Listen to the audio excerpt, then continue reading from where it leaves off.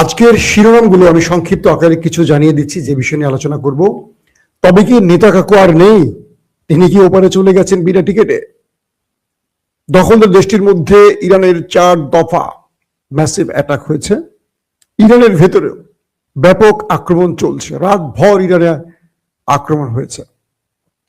এবার মার্কিন president Donald ট্রাম্পের বিশেষ লোক স্টিভ উইটকফ ইরানকে গোপনে যুদ্ধ বন্ধের অফার করেছেন, কিছু কিছু গণমাধ্যম দাবি করছে।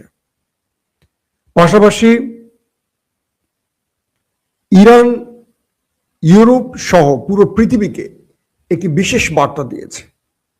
সেই বার্তাটি যারা গ্রহণ করবে, সঙ্গে ইরান তাদের জন্য স্পেশাল ঈদ ছাড় দেবে। ঈদে এখন 50% 30% ছাড় দিচ্ছে না, ইরান কিন্তু ছাড় দিচ্ছে ইউরোপীয় এবং বিভিন্ন দেশকে। শুধু নেতা কাকু নয়, আরেকজন গুরুত্বপূর্ণ ব্যক্তি যিনি যুদ্ধের প্রধান ব্যক্তি যুদ্ধটা করানোর জন্য, বেন গভির, তিনিও নাকি ওপারে আছেন। একটু খোঁজ নেই। আর রজব তাইয়্যিব এরদোয়ান শেষ পর্যন্ত ইসরায়েলের ব্যাপারে কি বলল সেই বিষয়টিও জানাবো আজকে। দর্শক আসেন আমি একটা একটা করে খবর আপনাদের দেওয়ার চেষ্টা করি। কি সবাই রেডি? জি, প্রথমে আমি যে খবরটি দিয়ে শুরু করতে চাই, না এটা পরে দিই, আমার অনেক দর্শক এখনো ঢোকে নাই, মাত্র 5000-এর উপরে দেখা যাচ্ছে, আরো ঢোকেন, ওইটার পরে দিয়ে আগে কয়েকটা গুরুত্বপূর্ণ খবর দেয়। রজব তাইয়্যিব এরদোয়ান আরব বিশ্বকে উদ্দেশ্য করে বলেছেন, তোমরা কেউ ইসরায়েলের ফাঁদে পড়ো না, কারণ ওই দেশটি ফলস ফ্ল্যাগ অপারেশন করছে। আমি গত কয়েকদিন ধরে কথাটি বলছি না, গত 3-4 দিন, যে নেতা কাকুর গোয়েন্দা বাহিনী মোসাদ ফলস ফ্ল্যাগ অপারেশন করে মধ্যপ্রাচ্যকে বা গালফ কান্ট্রিগুলোকে, আরব দেশগুলোকে ইরানের বিরুদ্ধে যুদ্ধে জড়াতে চাইবে। এবার রজব তাইয়্যিব এরদোয়ান সেই কথাটি বললেন যে তোমরা সর্বোচ্চ সতর্ক থাকো এবং বিবেক বুদ্ধিকে কাজে লাগাও, বোঝার চেষ্টা করো সব অপারেশন ইরানের নয়। কিছু ওই দেশটির কথা বলে বলছেন যে তারা করছে মুসলমানদের মধ্যে বিরোধ সৃষ্টির জন্য। কে বলছেন? রজব তাইয়্যিব এরদোয়ান। তিনি তার মুসলিম বন্ধুদের, আরব বন্ধুদের বলছেন যে অপারেশনগুলো হচ্ছে কিছু কিছু জায়গায়, এগুলো ফলস ফ্ল্যাগ অপারেশন, তারা মুসলমানদের মধ্যে যুদ্ধ লাগাবার জন্য এই কাজটি করছে। তাই সর্বোচ্চ সবাই সতর্ক থাকো, ধৈর্য ধারণ করো, কেউ উত্তেজিত হয়ে কোনো যুদ্ধে জড়িয়ে যেও না। 2 নম্বর খবরটি হলো সৌদি আরবের উপর ব্যাপক চাপ আসছে মার্কিন যুক্তরাষ্ট্রের। তোমরা যুদ্ধে জড়াও, তোমরা যুদ্ধে জড়াও, নতুবা এই হবে সেই হবে, নানান রকম চাপ শুরু হয়ে গেছে। সৌদি আরব যুদ্ধে জড়াতে চায় না, কিন্তু সৌদি আরবকে বাধ্য করা হচ্ছে, বারবার চাপ দেওয়া হচ্ছে। তাই সৌদি আরব যদি যুদ্ধ শুরু করে কি করবে? তার ভ্যানগার্ড, তার মিত্র পাকিস্তানকে ডেকে এনে পরামর্শ করেছে পাকিস্তান কি করবে। পাকিস্তান লুবি দেশ, কিছু টাকা পয়সা চাইছে। পাকিস্তান মানে সেনাবাহিনী, তারপরও বলা যায় না, কারণ পাকিস্তানের জনগণ বা আমরা যে তথ্য পেয়েছি পুরোপুরি 100% হয়তো বা সত্য নাও হতে পারে। পাকিস্তান বলছে যে তারা ইরানের বিরুদ্ধে যুদ্ধে জড়াতে চাইছে না, কারণ দুটি মুসলিম দেশ, এতে পাকিস্তান নিজস্বভাবে ক্ষতিগ্রস্ত হবে। আবার এটিও বলছে পাকিস্তান যে সৌদি আরবের রক্ষায় তারা সর্বোচ্চ চেষ্টা করবে তাদের পাশে থাকার জন্য। দুই দিকেই পাকিস্তানের বক্তব্য পাওয়া গেছে। অর্থাৎ এখন সৌদি আরবের উপর চাপ আসছে মার্কিন ইসরায়েলি যে তোমরা যুদ্ধে জড়াও। আর সৌদি আরব যুদ্ধে জড়ানো মানে কি বুঝতে পারছেন তো? পুরো আরব রাষ্ট্র চলে আসবে, এটাই নিয়ম। পুরো আরবদের নিয়ে ইরানের বিরুদ্ধে লড়াইটা। ইরান তখন কি করবে? ম্যাসিভ আকারে আরবের মধ্যে হিট করবে। আরবের এত কিছু নাই, আরবও করবে, কারণ আরব প্রচুর টাকা দিয়ে আমেরিকার অস্ত্রগুলো কিনছে।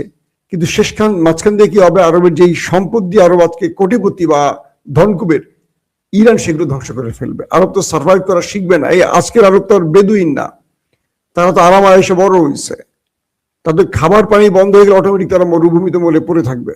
ইরানের মতো লড়াই করার মানসিকতা আরবদের নাই। সো ইরান আরব, এই লড়াইটা আরবদের জন্য ভয়ঙ্কর হবে। ভয়ঙ্কর মানে ভয়ঙ্কর হবে। এই জন্য আরবদের এই যুদ্ধে জড়ানো একেবারে উচিত হবে না। দর্শক, আগামী গতকাল থেকে দখলদার দেশটির ভেতরে ইরান 4 দফা ম্যাসিভ অ্যাটাক করেছে এবং সূত্রগুলো বলছে যে তেল আবিব, হাইফা সহ গুরুত্বপূর্ণ জায়গাগুলোতে আগুন জ্বলতে দেখা গেছে, এখনো জ্বলছে। এবং বলা হচ্ছে যে ইরান যে বড় ধরনের মিসাইল গুলো হিট করেছে, ইরান বলছে যে তারা 1 টনের নিচে আর কোনো মিসাইল মারবে না। এখন সব উপরের আপগ্রেড মিসাইল গুলো মারবে, যেগুলো প্রচুর বিস্ফোরক থাকবে, ব্যাপক ক্ষয়ক্ষতি করা যায়। তো ইরানের গণমাধ্যমগুলো বলছে যে নেতা কাকুর বাড়ির যে শেল্টার জোন গুলো, প্রচুর শেল্টার ইরানের মিসাইলে ধ্বংস হয়ে গেছে। অর্থাৎ যে শেল্টার গুলো তো মানুষ আশ্রয় নিত প্রাণী বাঁচার জন্য, সেই শেল্টার জোন গুলোতে এখন ইরান হিট করছে এবং সেখানে অনেকগুলো শেল্টার ধ্বংস হয়েছে, আগুন ধরে গেছে এবং অনেক মানুষ হতাহতের খবরও আসতে শুরু করেছে। তার মানে ইরান এখন বুঝতে পারছে, বা দখলদার এখন বুঝতে পারছে যে আসলে তাদের যুদ্ধের গতি প্রকৃতি ভিন্ন দিকে যাচ্ছে এবং আমেরিকা ইসরায়েলও পাল্টা ইরানের মধ্যে বড় আকারে অ্যাটাক চালিয়েছে। রাতভর পুরো ইরানের মধ্যে শুধু বোম্বিং হয়েছে, মানে তীরের মতো শুধু মারা হয়েছে ইরানের বিভিন্ন আবাসন, বিভিন্ন স্থাপনায়, বিভিন্ন গুরুত্বপূর্ণ জায়গায়, পারমাণবিক প্রকল্পের টার্গেট করে ইস্পাহান সহ কয়েকটি জায়গায় ব্যাপক আকারে বোম্বিং করা হয়েছে। ওদের টার্গেট হলো যা কিছু আছে সব ধ্বংস করে পুড়ে ছাই করে ফেলবে। অর্থাৎ ইরানকে একদম নিঃশেষ করে ফেলার জন্য রাতেও ম্যাসিভ আকারে ইরানের মধ্যে আক্রমণ করেছে দেশ দুটি।